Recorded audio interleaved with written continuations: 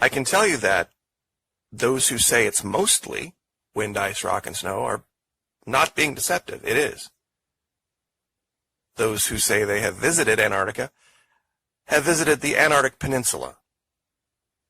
Maybe a couple of other small locations where their activities and movement have been very controlled and limited.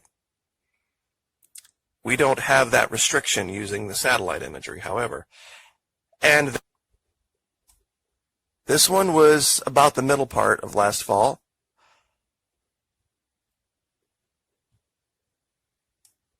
And it's pretty clear that this is a pyramid. It's kind of a three-level one, and in this particular one, many people don't realize this, that the pyramids that we see now weren't what they looked like when they were built. They were covered in white with electrum and gold caps on them. And this one appears to have that cap intact.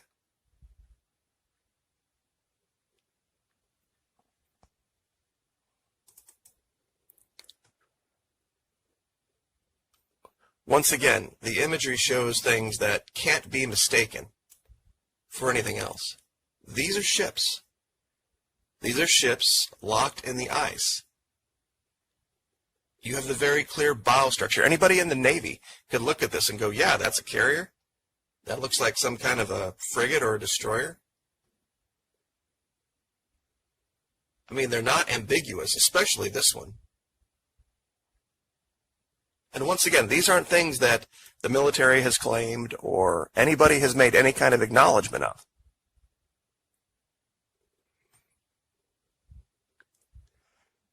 This was one that was very recent. One of the 7 wonders of the ancient world is the Colossus of Rhodes. And this is a spitting image of what that looked like, size-wise and every other way. You can see the head. This particular one is holding a staff. There's its left leg.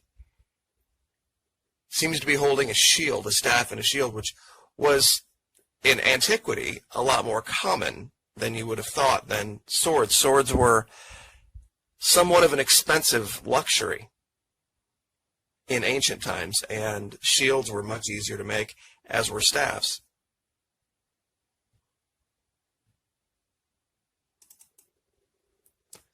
If it seems like I'm going through this quickly, it's because we have a lot to cover, and this particular one was one of the more disturbing ones. I've seen a lot of images of Baphomet in my time, and this is about as close as you get. You can see the eyes, the ears, the very clear goat-like features, even literally with the goatee right down to it. I mean, anyone who would look at what we've just looked at, the first few, and said, yep, that's just all apophenia and pareidolia. I guess in all 50 cases, all 111,000 of us at the Florida Maquis are suffering from the same delusion. I guess it would be a record case of a mass delusion. Or maybe what we're seeing is what we're saying it is. Something other than what we're being told. No one is claiming that they have anything going on.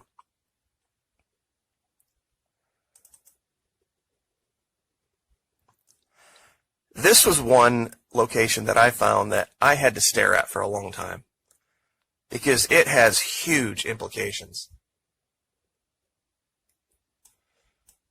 What this looks like, and once you see it, it's hard to deny it.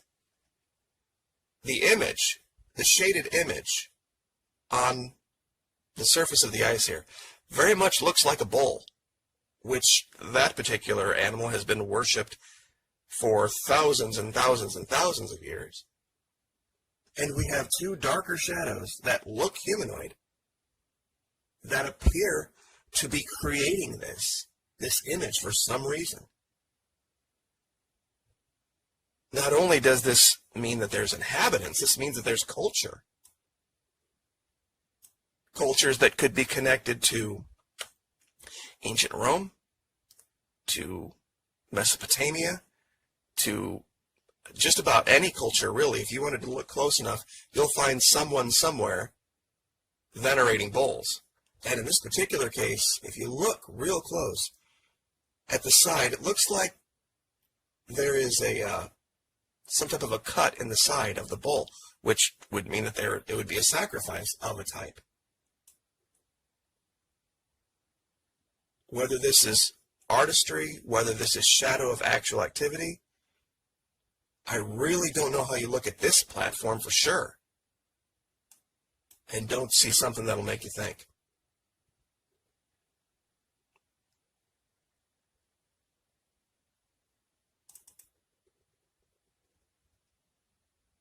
Same thing here. This is a cave in an overhang very near to where we just were. And let me turn off that real quick so that you can get a real good look at this.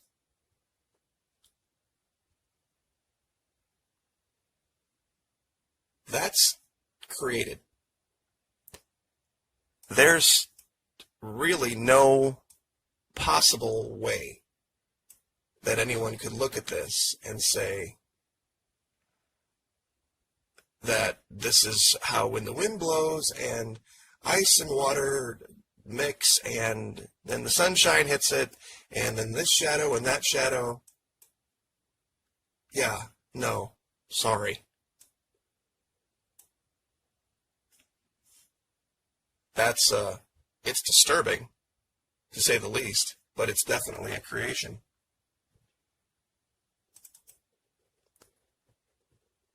Now we're back over near where we had seen those ships before. And over here, just laying on this rock, is something that should not be.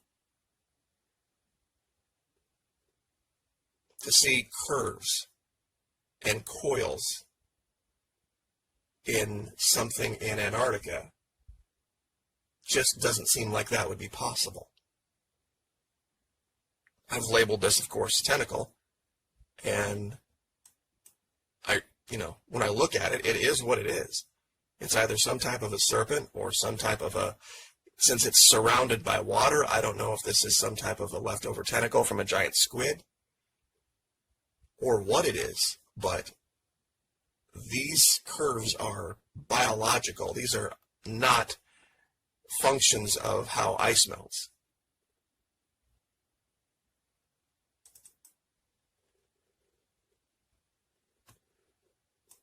Once again, not very far away.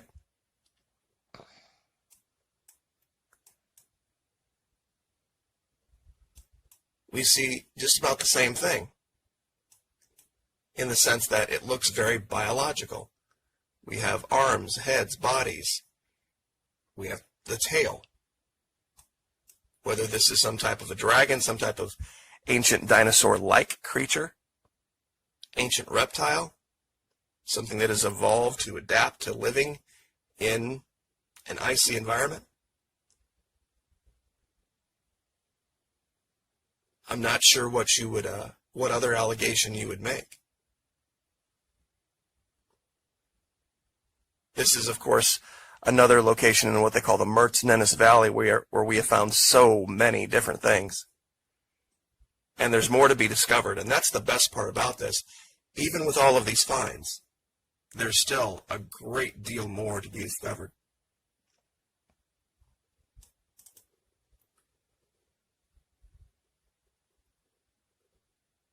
You have the head, you have the eyes, the nose, the cheek. You even have what looks like a hand pointing a finger. Get some more light on that. There we go. I'm trying to maybe point to something. I'm not exactly sure what. But who knows at this point, really? Because some of this almost looks like it's been covered up. We see that too in many other places. A lot of redaction. And next to this skull, there was something that I had wanted to mention a long time ago. Do you see the almost humanoid face here? With the horns?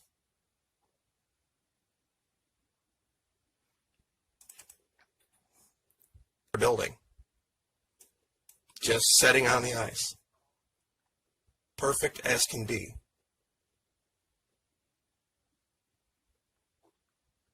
With no way to really explain it by what's around it. It's just sitting there on the side of a mountain. And this is what makes this particular location so great, is that you can see it in direct contrast to what actually nature looks like. See, this is what a mountain looks like. This is what a ridge looks like. It's all uneven and it's got different colors to it. And it's just, you know, very nature-like. But then you see this. Nature doesn't look like this. Nature doesn't cut itself out in squares. Man does that.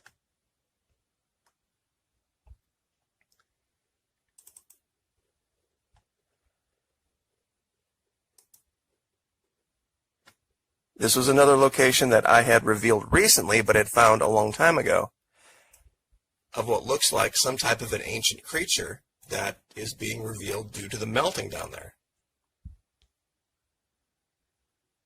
You can see the spine, you can see the skull.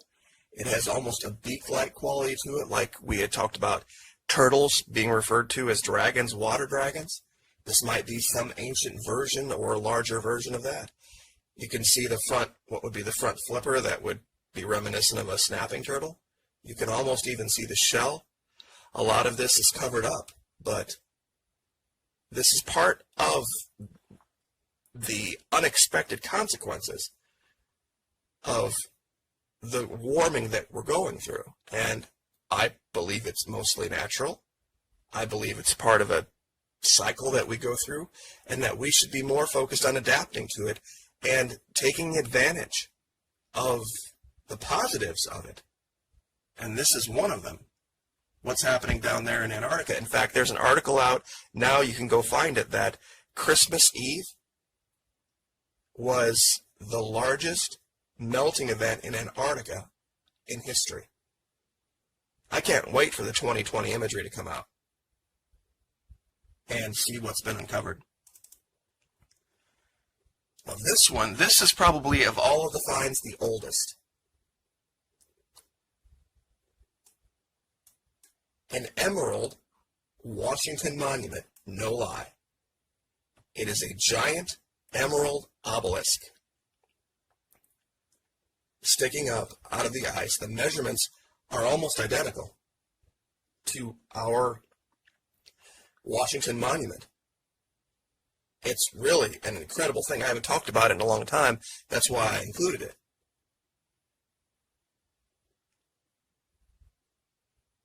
It's really something to see.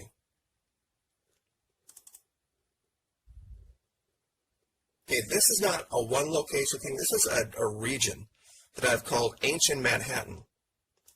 And when you look at this, you can see the footprints of buildings where they used to stand and the raised area where the streets were. This area literally looks like the island of Manhattan if you scooped up all the buildings and only left the footprints of the buildings. You can see here, this is very clearly a constructed port, with a secondary area here for loading and unloading. The angles are just too perfect. This looks exactly like what, honest to God, Manhattan Island would look like if you lifted off all the buildings.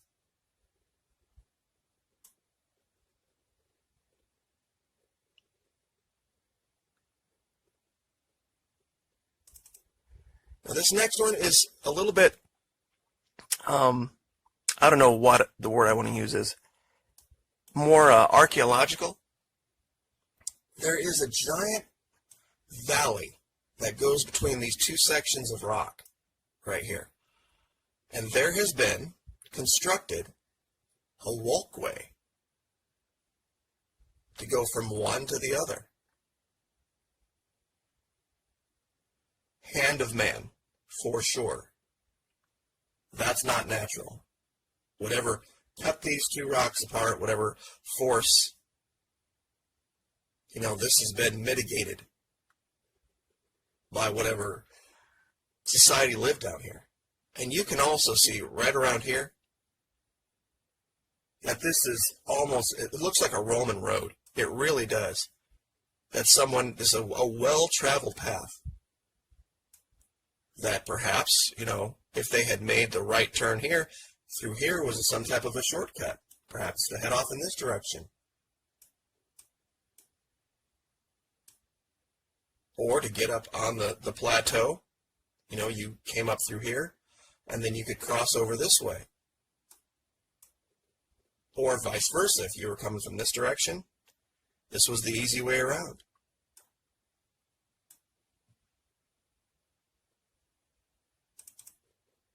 And along that same line, this is an area that I refer to as crossroads of the ancients. And you can see roads. You can literally see the remnants of roads. It's kind of hard to show because of the way the light is. But you can see the perfect, like right here. Look, 90 degrees, 90 degrees, 90 degrees. This looks like this could be a city or some area in our suburbs out in the county where they divide up county roads by 1 mile blocks.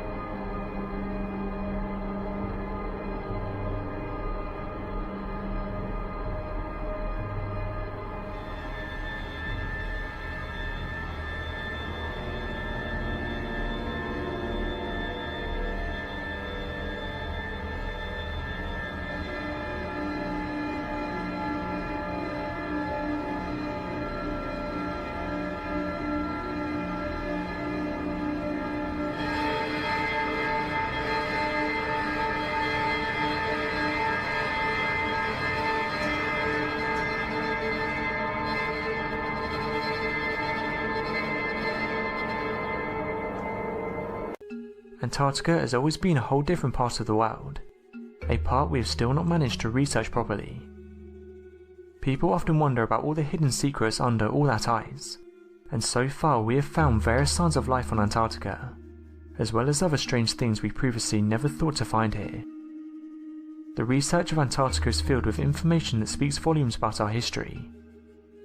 Ancient civilizations, forests and artifacts have been found in Antarctica.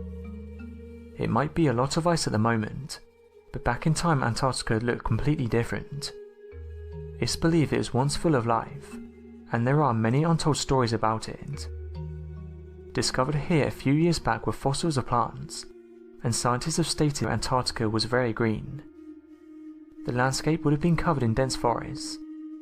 The fossils preserve the biology and chemistry by the extinction event. It's even been theorized that an ancient civilization once inhabited Antarctica. Around the world we have found evidence of pyramid structures, and these have often challenged our modern notion of the age of humanity, and the technological and developmental might of our early civilizations. Given that these great structures are often found in areas that predate archaeological beliefs of early human civilizations, then discovering the locations of these pyramids was a potential mountain range in the first place. Could it be then that perhaps a more powerful advanced civilization existed, and they had the means of producing such megalithic structures? What many people do not know is that Antarctica was once a lush and dense forest before it became the wasteland it is today. Antarctica would have been a densely populated lush green forest, and it would have had tremendous wildlife and ecosystems. Some have said this could have been the perfect environment for an advanced civilization.